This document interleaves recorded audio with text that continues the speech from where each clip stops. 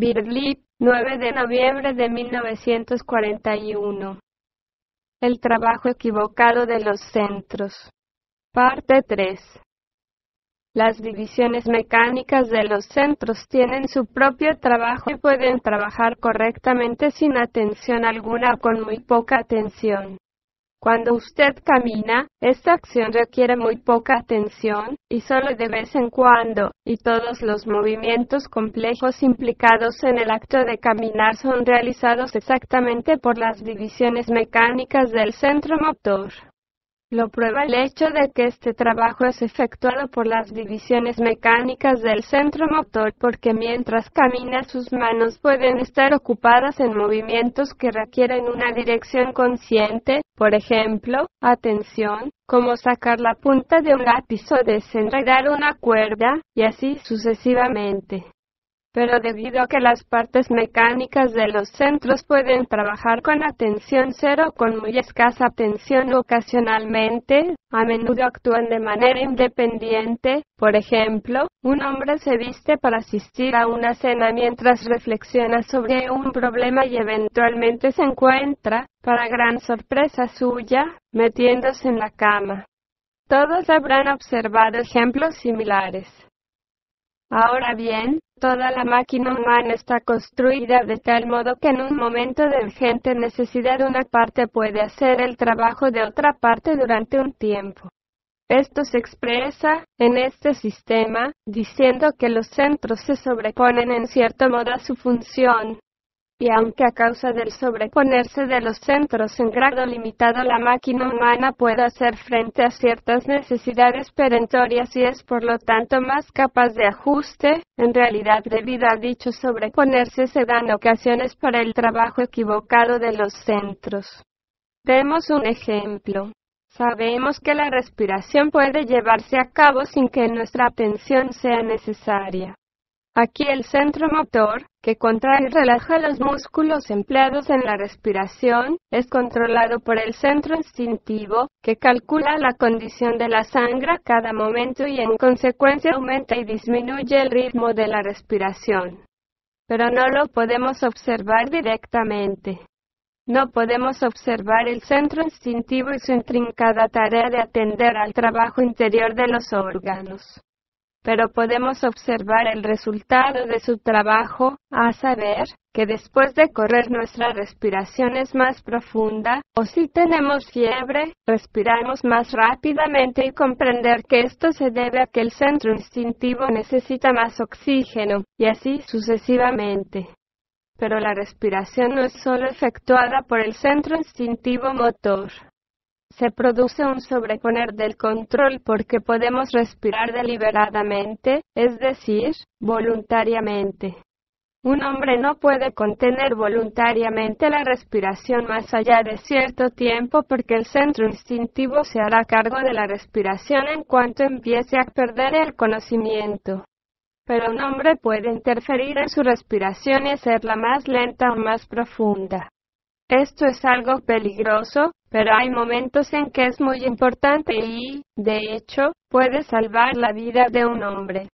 No obstante, si una persona trata de controlar su respiración sin comprender lo que está haciendo, y sin conocimiento, puede interferir en el trabajo normal del centro instintivo motor, que entonces se hace perezoso, y, por así decirlo, pasa parte del trabajo de la respiración a otro centro. Recuerdo que oí decir a G. más de una vez que las personas que esperan acrecentar sus poderes mediante el control de la respiración eran insensatas a menos que hubieran realizado un adiestramiento previo bajo un maestro y hubieran sido escogidas por él. Eran insensatas porque interferían con una función que, una vez mal encaminada por un tiempo, nunca trabajaría normalmente otra vez.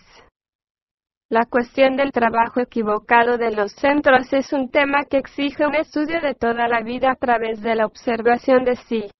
Con el fin de entenderlo es preciso comprender su naturaleza, de otro modo se lo encara en una forma equivocada o se tiene una actitud equivocada hacia él. No es posible llegar a la comprensión de los centros y de su trabajo correcto y equivocado en un instante.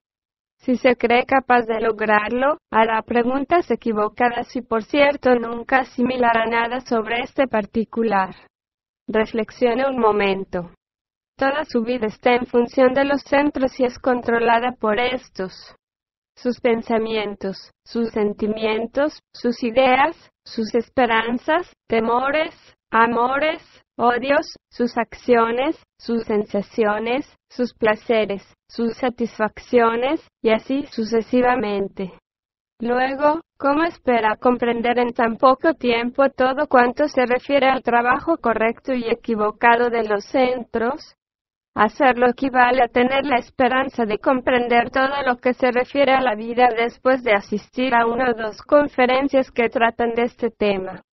Todo lo que se ha dicho hasta ahora solo le puede dar una somera indicación de lo que significa impulsarle a empezar el estudio del tema, y a menos que lo estudie por la observación de sí, aun cuando asista a 1001 conferencias sobre dicho tema, no comprenderá ni una sola palabra. Ahora presentaré la división de los otros centros de modo que se pueda disponer de un diagrama general que les ayude a encaminarse y al cual puedan referir algunas de las observaciones que hagan sobre sí mismos y encontrar el lugar a que pertenecen, porque esto ayuda a que uno se vea a sí mismo más claramente. Dividiré ahora ciertos centros en divisiones positivas y negativas, ante todo, y luego llenaré, aquí y allá, solo algunas de las subdivisiones por el momento, dando definiciones aproximadas de sus funciones. Empecemos con el centro intelectual. Nota. Solo la parte motora del centro intelectual está indicada más detalladamente en este diagrama. Obsérvese aquí la diferencia entre la parte emocional y la parte motora del centro intelectual y la parte emocional del centro intelectual en su conjunto. Obsérvese lo que esto significa. Como dijimos, en estos diagramas de los centros y sus divisiones solo se señalaron unas pocas partes para que sirvieran de guía a la observación de los centros y de su trabajo. Hace varios años formaba parte de nuestro trabajo observar las partes de los centros y recoger y comparar nuestras observaciones. Todo lo que fue expuesto hasta ahora requiere un cuidadoso estudio, porque es preciso registrar todo cuanto se ha dicho acerca de los centros y las partes tal como fue expuesto y luego reflexionar sobre lo que significa y lograr una idea individual del tema, porque esto nos pone en las partes superiores de los centros, y luego encontrar ejemplos y tratar de ubicarlos.